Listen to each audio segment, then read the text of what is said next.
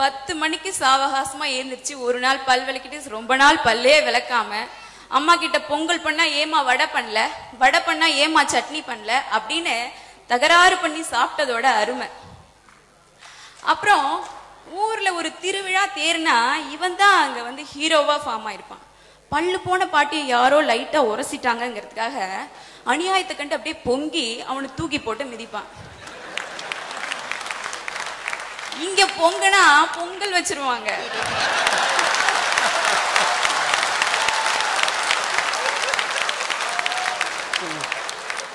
Entry stamp அடிக்கிறதுக்கு முன்னாடியே உடம்புல உள்ள சில சால்ட் எல்லாம் எக்ஸிட் பண்ணிட்டு தான் இங்க வரணும்.